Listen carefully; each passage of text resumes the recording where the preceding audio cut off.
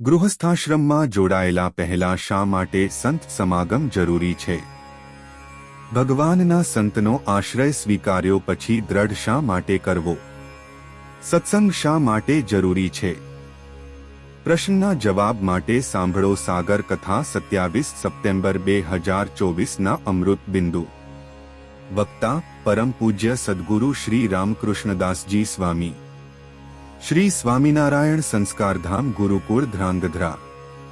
ભગવાનને ભગવાનના સંત સદા સાકાર છે અને પ્રગટ છે, એ કદી પરોક્ષ થતા નથી, માટે હંમેશા એવા ભગવાનના સત્પુરુષનો જ્યારે આપણને યોગ મળે અને એનો આશ્રય આપણે સ્વીકાર્યો હોય તો એ આશ્રય એવો દ્રઢ કરવો અને એવો પરિપક્વ કરવો કે એને સંકલ્પના કે વિચારોના સંગ કે દેશકાળના વાવાઝોડા ક્યારેય પણ હલાવી ન શકે.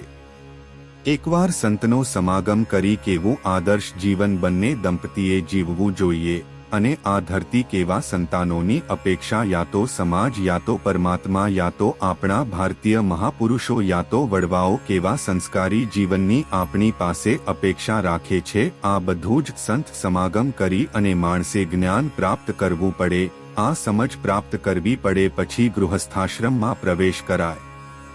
જ્ઞાન વિના સંસારમાં આપણે જોડાઈને એટલે દુઃખ થાય. સંસારમાં ગૃહસ્થાશ્રમમાં લગ્ન ગ્રંથિથી જોડાઈએ દાંપત્ય જીવન જે જીવવું ને કેળવવું એ એક પ્રકારની પવિત્ર યાત્રા છે.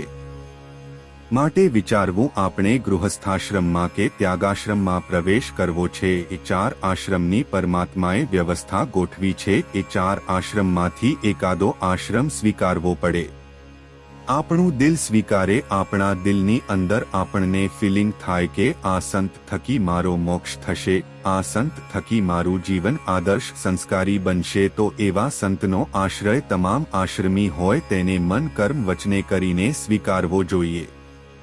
સંસાર એક પ્રકારની માણની જગ્યાએ છે, એમાં પંચવિષરૂપી ચણા ભર્યા છે અને જીવ પંચવિષ ભોગવવા અને પંચવિષ મેળવવા માટે એની એવી મજબૂત મુઠ્ઠી વારે છે, પછી છોડી નથી શકતો એટલે હાથ નીકળતા નથી.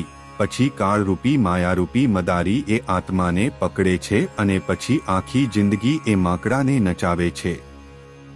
સંસ્કારી આદર્શ સંયમી સદાચારી અને સમજણપૂર્વકનું જીવન પ્રત્યેકે કેળવવું જીવવું પડે. સત્સંગ વિના માણસ સુકાઈ જવાનો.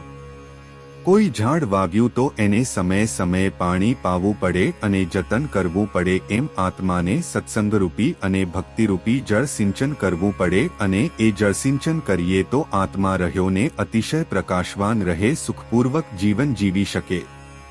વૃદ્ધ માતા પિતાને આખા દિવસ ઘરમાં રહીને એકલવાયાપણાનો થાક લાગે છે એટલે એમને પ્રેમની જરૂર છે. પાસે અડધી કલાક બેસજો, મીઠી મીઠી વાતો કરજો, કીર્તનો ગાજો.